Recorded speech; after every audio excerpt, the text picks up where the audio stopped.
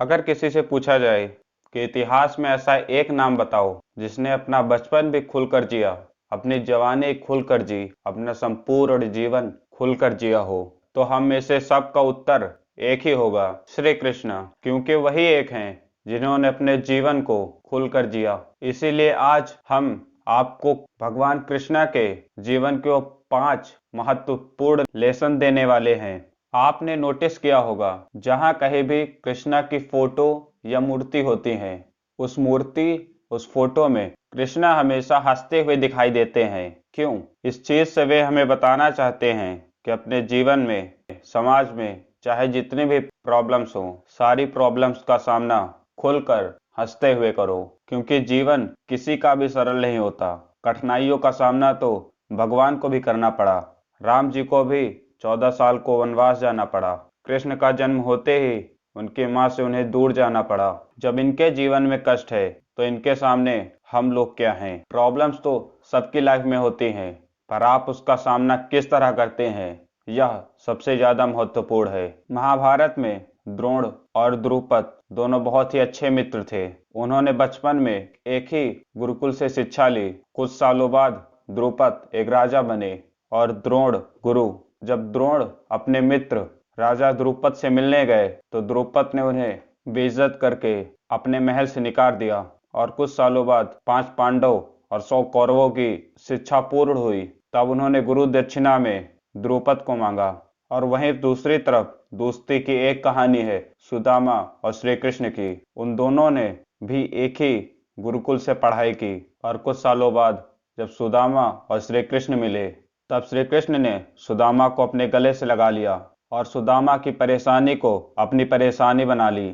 यह चीज दर्शाती है कि दोस्ती में कोई लोभ, कोई स्वार्थ नहीं होता। दोस्ती सिर्फ दिल से होती है। जैसा कि हर इंसान के साथ होता है, वह व्यक्ति जहाँ रहता है वहाँ कोई न कोई ऐसा होता ही है जिससे उसकी नहीं बनती। श्री कृष्णा के साथ भी गोकुल में ऐसा ही था। कृष्णा के गोकुल में कुछ लोगों के साथ नहीं बनती थी, पर जब मुसीबत के रूप में न थमने वाली बारिश आई, तब श्री कृष्ण ने गोवर्धन को उठाया और उसके नीचे वे सभी लोग थे जो श्री कृष्ण से प्रेम करते थे और जो ईर्ष्या करते थे। यह चीज दर्शाती है कि प्रॉब्लम्स जितने भी आए, किसी की भी लाइफ में आए, अगर आप उनकी मदद कर सकते हो तो खुल कर कीजिए। नहीं तो श्री कृष्ण बोल सकते थे, जो मुझसे ईर्ष्या करते हैं वो गोवर्धन के नीचे ना आए, पर उन्होंने ऐसा नहीं बोला। उन्होंने सबकी, हर एक व्यक्ति की मदद की। जब अपने ही गलत काम करने लगे तो हमारा एक कर्तव्य होता है कि हम उस चीज में सम्मिलित ना होकर उस चीज को ही जड़ से खत्म कर दें। कंस, जो कि श्री कृष्ण के सगे मामा थे,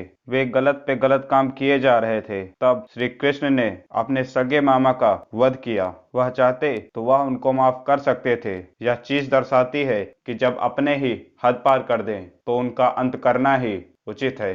इसके अलावा जो आप भगवान श्री कृष्ण से सीख सकते हैं, उनको जो रोल मिला भगवान ने वह रोल बखूबी किया। यह कभी नहीं सोचा कि यह काम छोटा है या यह काम बड़ा है, यह मेरे लायक नहीं, ऐसा उनके दिमाग में कभी विचार नहीं आया। महाभारत में श्री कृष्ण ने अर्जुन का सारथी बनने का वचन दिया। अगर देसी भाषा में कहें तो ड्राइवर। भगवान खुद अर्जुन के ड्राइवर बन गए। तीनों लोक के स्वामी अर्जुन के सारथी बन गए। अर्जुन जैसे जैसे उन्हें आदेश देता वे वैसा ही करते।